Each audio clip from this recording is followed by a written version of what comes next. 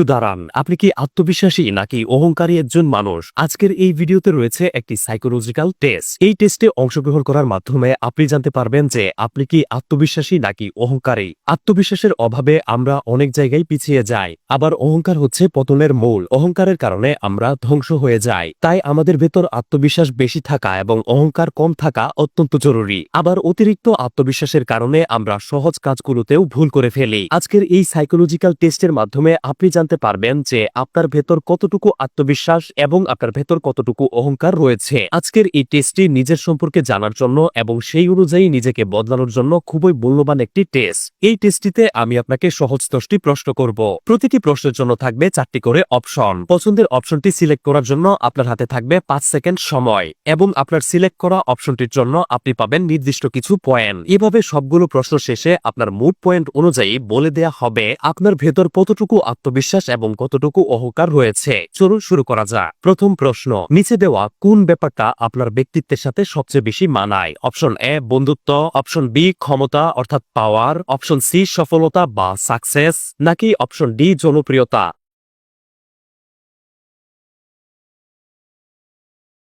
যদি আপনি প্রথম অপশনটি চয়েস করে থাকেন তাহলে আপনি পেয়েছেন 1 পয়েন্ট। যদি আপনি দ্বিতীয় অপশনটি চয়েস করে থাকেন তাহলে আপনি পেয়েছেন 4 পয়েন্ট। যদি আপনি তৃতীয় অপশনটি চয়েস করে থাকেন তাহলে আপনি পেয়েছেন 2 পয়েন্ট। যদি আপনি চতুর্থ অপশনটি চয়েস করে থাকেন তাহলে আপনি পেয়েছেন 3 পয়েন্ট। দ্বিতীয় প্রশ্ন, আপনি আপনার জীবনের সমস্যাগুলোকে কিভাবে হ্যান্ডেল করেন? অপশন এ যা হবে দেখা যাবে এরকম মনোভাব রাখেন। অপশন বি সমস্যা কোনো ব্যাপারই না, আমি অবশ্যই সমাধান করতে পারবো। অপশন সি আপনি প্ল্যান করে যে কোনো সমস্যার সমাধান বের করেন, নাকি অপশন ডি যতক্ষণ পারেন সমস্যাগুলোকে এড়িয়ে যান।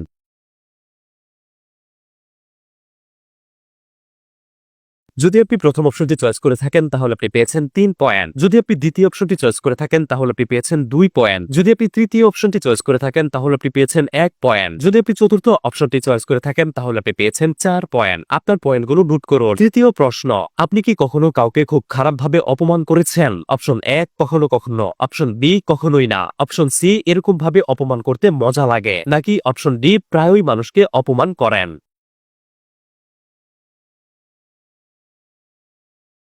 যদি আপনি প্রথম অপশনটি চয়েস করে থাকেন তাহলে আপনি পেয়েছেন 2 পয়েন্ট। যদি আপনি দ্বিতীয় অপশনটি চয়েস করে থাকেন তাহলে আপনি পেয়েছেন 1 পয়েন্ট। যদি আপনি তৃতীয় অপশনটি চয়েস করে থাকেন তাহলে আপনি পেয়েছেন 3 পয়েন্ট। যদি আপনি চতুর্থ অপশনটি চয়েস করে থাকেন তাহলে আপনি পেয়েছেন 4 পয়েন্ট। চতুর্থ প্রশ্ন, যখন আপনি কোনো কাজে সফল হন তখন আপনি কিভাবে রিয়্যাক্ট করেন? অপশন এ শত্রুর সামনে নিজের বিজয়টাকে শো অফ করেন, অপশন বি সারা দুনিয়ার সামনে শো অফ করেন, অপশন সি একটা কাজে সফল হওয়ার সাথে সাথে আরেকটা কাজে সফল হওয়ার জন্য প্ল্যান করা শুরু করে দেন, নাকি অপশন ডি প্রিয়জনদের সাথে এই সফলতা উদযাপন করেন। যদি আপনি প্রথম অপশনটি চয়েস করে থাকেন তাহলে আপনি পেয়েছেন 4 পয়েন্ট। যদি আপনি দ্বিতীয় অপশনটি চয়েস করে থাকেন তাহলে আপনি পেয়েছেন 3 পয়েন্ট। যদি আপনি তৃতীয় অপশনটি চয়েস করে থাকেন তাহলে আপনি পেয়েছেন 1 পয়েন্ট। যদি আপনি চতুর্থ অর্থাৎ শেষ অপশনটি চয়েস করে থাকেন তাহলে আপনি পেয়েছেন 2 পয়েন্ট। পঞ্চম প্রশ্ন, আমি সবার থেকে সেরা এমনটা আপনার কখন মনে হয়? অপশন এ কখনোই না, অপশন বি কখনো কখনো, অপশন সি সব সময়, নাকি অপশন ডি সফলতা পাবার পর এমনটা মনে হয়।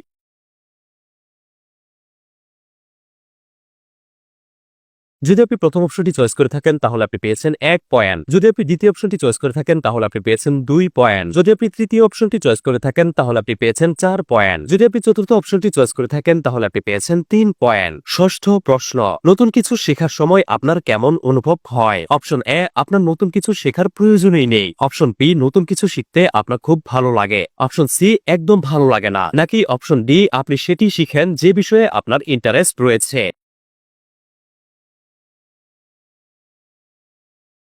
যদি আপনি প্রথম অপশনটি চয়েস করে থাকেন তাহলে আপনি পেয়েছেন 4 পয়েন্ট। যদি আপনি দ্বিতীয় অপশনটি চয়েস করে থাকেন তাহলে আপনি পেয়েছেন 1 পয়েন্ট। যদি আপনি তৃতীয় অপশনটি চয়েস করে থাকেন তাহলে আপনি পেয়েছেন 3 পয়েন্ট। যদি আপনি চতুর্থ অপশনটি চয়েস করে থাকেন তাহলে আপনি পেয়েছেন 2 পয়েন্ট। সপ্তম প্রশ্ন, অন্যরা কোনো মতামত দিলে আপনার কেমন রিয়াকশন হয়? অপশন এ অন্যের মতামত মনোযোগ দিয়ে শুনেন এবং তা মেনে নেন, অপশন বি অন্যের মতামত পাত্তা দেন না, অপশন সি অন্যের মতামত নিয়ে অতিরিক্ত চিন্তা ভাবনা করেন, নাকি অপশন ডি অন্যের মতামত শুনেন ঠিকই কিন্তু আপনি সেটাই করেন যেটা আপনার ইচ্ছা।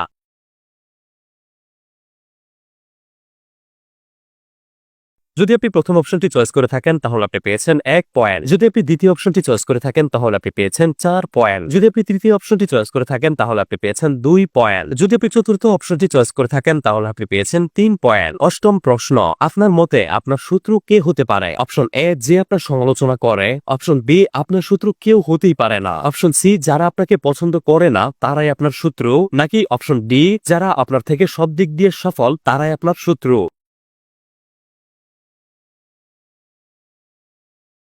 যদি আপনি প্রথম অপশনটি চয়েস করে থাকেন তাহলে আপনি পেয়েছেন 4 পয়েন্ট। যদি আপনি দ্বিতীয় অপশনটি চয়েস করে থাকেন তাহলে আপনি পেয়েছেন 1 পয়েন্ট। যদি আপনি তৃতীয় অপশনটি চয়েস করে থাকেন তাহলে আপনি পেয়েছেন 2 পয়েন্ট। যদি আপনি চতুর্থ অপশনটি চয়েস করে থাকেন তাহলে আপনি পেয়েছেন 3 পয়েন্ট। নবম প্রশ্ন, কেউ যদি আপনার ভুলগুলো ধরিয়ে দেয় তাহলে আপনি কিভাবে রিয়্যাক্ট করেন? অপশন এ, মনোযোগ দিয়ে শুনেন এবং ভুলগুলো শুধরানোর চেষ্টা করেন। অপশন বি, কেউ ওকে ভুল ধরিয়ে দেওয়ার সাহসই করে না। অপশন সি, কেউ ভুল ধরিয়ে দিলে প্রচন্ড রেগে যান। নাকি অপশন ডি, আপনি কখনোই আপনার ভুল সম্পর্কে অন্যদের থেকে শুনতে চান না।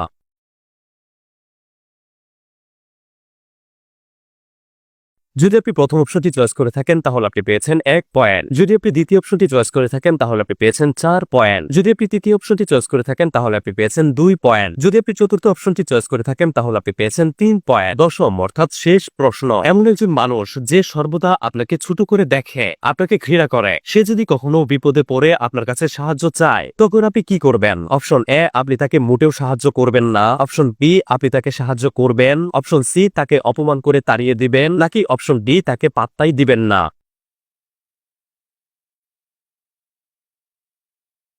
যদি আপনি প্রথম অপশনটি চয়েস করে থাকেন তাহলে আপনি পেয়েছেন 2 পয়েন্ট। যদি আপনি দ্বিতীয় অপশনটি চয়েস করে থাকেন তাহলে আপনি পেয়েছেন 1 পয়েন্ট। যদি আপনি তৃতীয় অপশনটি চয়েস করে থাকেন তাহলে আপনি পেয়েছেন 4 পয়েন্ট। যদি আপনি চতুর্থ অপশনটি চয়েস করে থাকেন তাহলে আপনি পেয়েছেন 3 পয়েন্ট। সবগুলো প্রশ্ন শেষ হলো। সবগুলো প্রশ্নের উত্তর থেকে পাওয়া আপনার পয়েন্টগুলো একসাথে যোগ করুন এবং আপনার মুড স্কোর কত হয়েছে মনে রাখুন। চলুন এখন জেনে নেই যে আপনার মুড পয়েন্ট অনুযায়ী আপনার ভেতর কতটুকু আত্মবিশ্বাস এবং কতটুকু অহংকার রয়েছে। আপনার মুড পয়েন্ট যদি হয় 10 থেকে 16 এর ভেতরে, তবে এর অর্থ হচ্ছে আপনার ভেতর তেমন আত্মবিশ্বাস নেই। হঠাৎ করে যদি আপনাকে অনেক মানুষের সামনে দাঁড় করিয়ে দেয়া হয় তবে আপনি একটা কথাও বলতে পারবেন না। পাবলিকের সামনে কথা বলা আপনার জন্য প্রায় অসম্ভব একটি ব্যাপার। আপনি সাধারণত কিছু মানুষের সামনে একটি টিম হিসেবে কাজ করতে পারেন ভালোভাবেই, তবে যখন কোনো সিরিয়াস ডিসিশন আপনাকে নিতে হয় তখন আপনি ঘাবড়ে যান। আপনি কোনো টিমের লিডার হওয়ার জন্য প্রস্তুত নন। আপনার মুড পয়েন্ট যদি হয় 17 থেকে 25 এর মধ্যে, তবে আপনি একজন আত্মবিশ্বাসী মানুষ, অর্থাৎ আপনার চেহারা এবং চালচলনে সর্বদা আত্মবিশ্বাসের ঝলক থাকে। খুব বেশি সমস্যাজনক পরিস্থিতিতে আপনি ঘাবড়ে যেতেই পারেন, তবে নরমালি আপনি অনেক বেশি কনফিডেন্ট থাকেন। আপনি নিজের ক্ষমতা এবং যোগ্যতার উপর যথেষ্ট বিশ্বাস রাখেন, তবে আপনি মোটেও ওভার কনফিডেন্ট নন, অর্থাৎ আপনার ভেতর অহংকার মোটেও নেই। আর আপনার এই গুণের কারণেই আপনি একজন ভালো মানুষ হিসেবে পরিচিত। মানুষ আপনার সাথে কথা বলতে পছন্দ করে, কেননা আত্মবিশ্বাসী হওয়ার পাশাপাশি আপনি একজন নম্র ও ভদ্র মানুষ। তবে আপনার এই কোমল হৃদয়ের কারণে অনেক সময় আপনার ক্ষতি হয়ে যায়, কারণ মানুষ আপনার থেকে ফায়দা লুটে। তাই আপনার উচিত আরেকটু প্র্যাকটিক্যাল হওয়া, আরেকটু চালাক চতুর হওয়া। আপনার মুড পয়েন্ট যদি হয় 26 থেকে 33 এর ভেতর, তাহলে আপনি একজন ওভার কনফিডেন্ট মানুষ। এই ধরনের মানুষেরা নিজের ক্ষমতা এবং শক্তি নিয়ে খুবই দাম্ভিকতা দেখায়। এরা নিজেদেরকে অন্য সবার থেকে বেটার ভাবে, আর এদের মতে এদের যেখানে যেমনটা পছন্দ তেমনটাই করা উচিত। এই ধরনের মানুষেরা ভাবে যে তাদের ডিসিশনই সেরা ডিসিশন এবং বাকি সবার তার কথা শোনা উচিত। এরা কোনো কিছু যাচাই বাছাই না করেই, অন্যদের পরিস্থিতির কথা না ভেবেই যখন তখন যা তা বলে দেয়। যদি আপনার ব্যক্তিত্ব এমন হয়ে থাকে তবে আপনার উচিত নিজেকে আরেকটু পরিবর্তন করা, সর্বদা অন্যদের দিকটাও মাথায় রাখা। এতে করে কারো অপমান বা দুঃখের কারণ আপনি হবেন না। আপনার মুড স্কোর যদি হয় 33 থেকে 40 এর ভেতর, তবে আপনি একজন এরোগেন্ট অর্থাৎ অহংকারী মানুষ। এমন পার্সোনালিটি কারোর জন্যই ভালো কিছু বয়ে আনে না, কারণ অহংকারী মানুষেরা সামান্য কিছু শিখলেই ভেবে নেয় যে এই পৃথিবীতে তার চাইতে জ্ঞানী ব্যক্তি